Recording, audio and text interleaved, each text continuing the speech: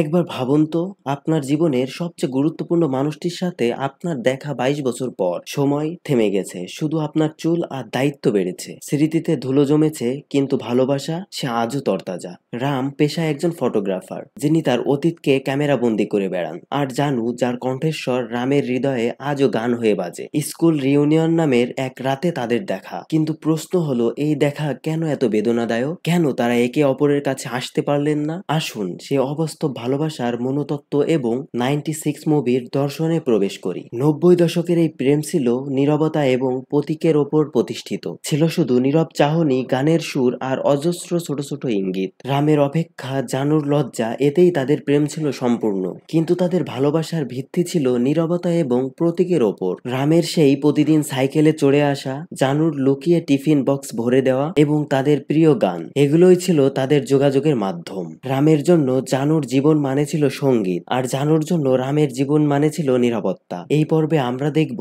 কিভাবে সময়ের সাথে এই নীরব প্রতীকগুলোই তাদের ভুল বোঝাবুঝির জন্ম দিয়েছিল, যা ভালোবাসার ট্র্যাজেডি শুরু করে। তাদের বিচ্ছেদ কোনো বড় ঝগড়া বা বিশ্বাসঘাতকতার ফলে ছিল না, ছিল শুধু নীরবতা। জানু অপেক্ষায় ছিল রামের ফোন কলের। রাম ভেবেছিল জানু হয়তো তাকে ভুলে গেছে। তাদের যোগাযোগের বিচ্ছেদ হওয়ার আসল কারণ ছিল ভুল সময়ের ভুল সিদ্ধান্ত। জানু যখন অপেক্ষায় কাতর, রাম তখন নিরুদ্দেশ। কেন তারা একে অপরকে একটি বারও খুঁজতে চাইল না? এই প্রশ্নই 96 মুভির মূল সংঘাত। হারানোর ভয় তাদের এতটাই গ্রাস করেছিল যে তারা প্রাপ্তির দিকে আর এগোতেই পারেনি। এই ভুলের কারণে 22টি বছর নষ্ট হয়ে যায়। রিউনিয়ন হলো, রাম তার ক্যামেরার লেন্স নিয়ে আসলো আর জানু এলেন বিবাহ জীবনের দায়িত্ব নিয়ে। তাদের দেখা হওয়াটা ছিল চরম অস্বস্তির। রামের জীবনে কোনো বাঁধন নেই, কিন্তু সে একা। রানুর জীবনে বাঁধন আছে, কিন্তু সেখানেও এক শূন্যতা। এই রাতে তারা বারবার ফিরে যেতে চাইলেন 1996 সালে, কিন্তু বর্তমানের কঠিন দেওয়াল তাদের মধ্যে দাঁড়িয়েছিল। রামের এই নিঃসঙ্গতা এবং জানুর এই নীরব সংগ্রামই প্রমাণ করে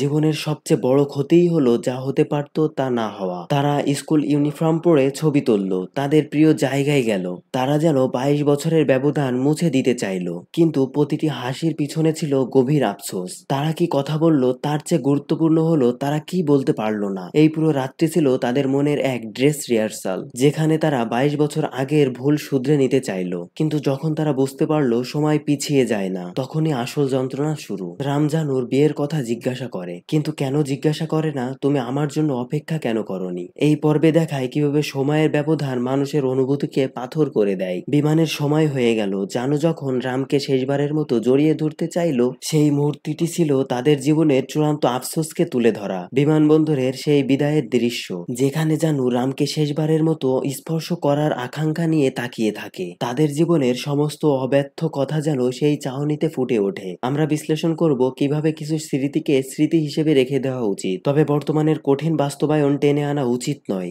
রাত শেষে জানু যখন রামকে বলে, আমাকে ধরে নিয়ে চলো, সেই মুহূর্তে ভালোবাসা এবং নৈতিকতার এক কঠিন দ্বন্দ্ব শুরু হয়। কেন তারা শেষ পর্যন্ত একসঙ্গে যেতে পারলো না? কারণ 96 মুভি শুধু রোমান্স নয়, এটি হলো চরিত্রের সততা এবং আত্মত্যাগের গল্প। জানু তার বর্তমানের জীবন এবং সম্পর্কের মর্যাদা অক্ষুণ্ণ রাখলো, আর রাম তার ভালোবাসাকে পবিত্র রাখলো। সে জানতো জানুকে তার জীবন থেকে টেনে বের করা ভালোবাসা নয়। রাম নীরবে জানুর শার্টের বোতাম চুরি করে রাখলো, যেন শেষ স্মৃতিটা তার সাথেই থাকে। এই অপূর্ণতাই তাদের ভালোবাসা অমর করে দিল। 96 মুভি আমাদের শেখায় সব ভালোবাসার গন্তব্য মিলন নয়। কিছু কিছু ভালোবাসা স্মৃতিতেই সুন্দর, পবিত্র এবং সম্পূর্ণ। রাম ও জানু প্রমাণ করলো, দূরে থেকেও, জীবন থেকে হারিয়ে গিয়েও একজন মানুষ আপনার হৃদয়ে তার স্থান অক্ষুণ্ণ রাখতে পারে। আপনার জীবনের জানু বা রামের কথা কি আজকে মনে পড়লো? এই মুভির কোন মুহূর্তটি আপনাকে সব থেকে বেশি কাঁদিয়েছে? আপনার মন্তব্য অবশ্যই কমেন্টে জানাবেন। দ্য প্লট থিঙ্কার চ্যানেলটি সাবস্ক্রাইব করুন এবং আমাদের সাথেই থাকুন।